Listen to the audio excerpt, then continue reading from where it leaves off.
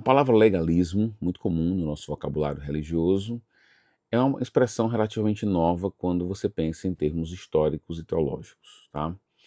Ela aparece nos primeiros materiais de teologia, predominantemente de tradição luterana, no período pós-reforma, tá? E é usada para identificar um erro teológico gravíssimo, tá? Então, quando a palavra aparece, ela aparece para identificar um erro teológico, que seria você entender que a causa da sua salvação é a sua obediência, alguma obra que você faz.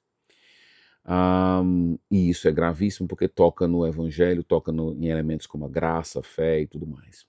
Então, a palavra, quando ela aparece geralmente quando ela é justificada, esse erro teológico. Os autores desses compêndios de teologia pós-reforma ali, luteranos, eles vão lançar mão basicamente de Romanos e Gálatas. São esses dois documentos que eles vão utilizar para justificar a existência desse erro teológico, tá? E a gravidade que é esse erro teológico, a negação do evangelho, a negação da obra de Cristo, enfim. Acontece que com o passar do tempo, a expressão legalismo, legalista, passou a ser aplicada de maneira um pouco mais ampla. Então não é mais aquele erro teológico somente. Você utiliza a palavra hoje para falar, por exemplo, de alguém que tem um espírito legalista, uma mentalidade legalista. Ah, é comum você encontrar algumas pessoas dizendo: o problema do legalista é que ele é preguiçoso.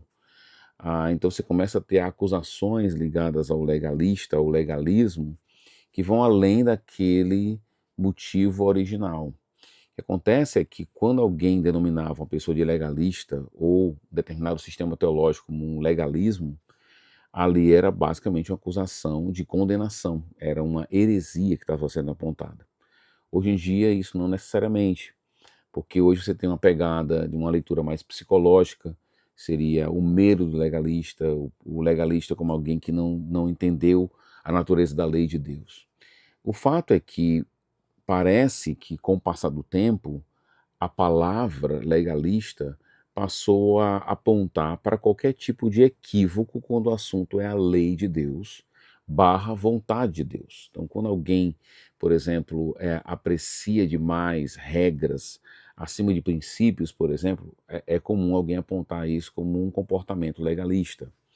Ou quando alguém, por exemplo, ama a lei pela lei sem entender a razão da própria lei, aí alguém vai dizer que isso é legalismo. E aí a gente tem que ter um cuidado aqui, porque os erros, quando o assunto é a lei de Deus, são os mais variados. Então, por exemplo, na Galácia do Sul, os perturbadores da Galácia, que Paulo ali condena de maneira tão feroz, eles erram com respeito à lei. O erro deles não é somente esse, né? E você precisa aprofundar, entender realmente a natureza daquele erro. Por exemplo, eles tinham um comportamento de obrigar os outros, tá? Então, é um tipo de erro. Mas, por exemplo, não é o mesmo erro que você vai encontrar no tratamento que Paulo dá em Romanos capítulo 14, por exemplo, aos fracos e fortes ali. Então você tem um elemento comum aqui entre Gálatas, por exemplo, Colossenses e Romanos 14. Em todos os três textos você tem ali um erro envolvendo a lei de Deus, envolvendo a vontade de Deus, tá? Só que o comportamento de Paulo é diferente. Na Galácia, para os Gálatas, por exemplo, em Colossenses tem a mesma pegada, mas em Romanos, por exemplo, você vai encontrar no capítulo 14 o convite de Paulo ao acolhimento. Isso acontece em duas pontas, fazendo uma inclusão no texto lá no capítulo 14, começo, e no meio do capítulo 15 ali. Aí ele começa dizendo: acolham ao que é fraco, mas no final ele vai dizer: acolham-se uns aos outros. E você encontra ali um equívoco com respeito à lei. Então percebe que o termo, com o tempo, ele foi perdendo esse peso de acusação de heresia. Por isso que quando um termo como esse, que tem sofrido com o tempo, né, ao longo da história, aparece, é importante você ter um melhor esclarecimento do que está sendo colocado. É importante quando você encontrar essa palavra aparecendo num diálogo informal ou num livro de teologia, você saber quem está falando, para quem está falando, ou seja, contextualizar a expressão, porque com o tempo ela ficou desgastada e ela não tem mais aquele sentido original. Eu, particularmente, usa essa expressão de maneira muito mais genérica, muito mais geral, tá? Então, no meu livro, por exemplo, O Habitat da Moralidade, eu uso a expressão legalismo, por exemplo, para falar de que alguém que vive da regra pela regra, lei pela lei, alguém que tem, e eu até vou dizer que é uma inclinação da nossa alma. Nós temos essa inclinação de querer julgar as pessoas, de usar um determinado modelo comportamental, ou alguma lei, alguma regra, para poder então começar a julgar as pessoas de maneira ah, descontrolada, não sábia. Falta de sabedoria pode sinalizar um comportamento legalista. Então hoje a expressão ela não tem mais aquele mesmo peso que tinha no período ali pós-reforma, apontando para o erro, que eu creio que a palavra legalismo, quando ela aparece, ela tem aquele espírito de condenação de Paulo em Gálatas.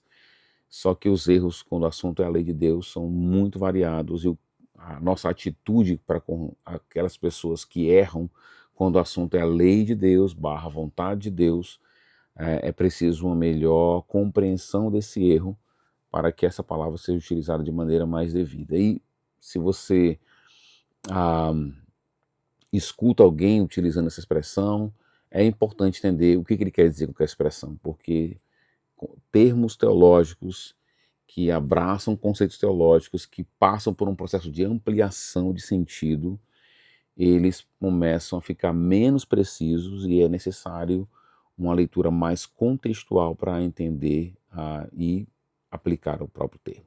Okay? É isso, turma.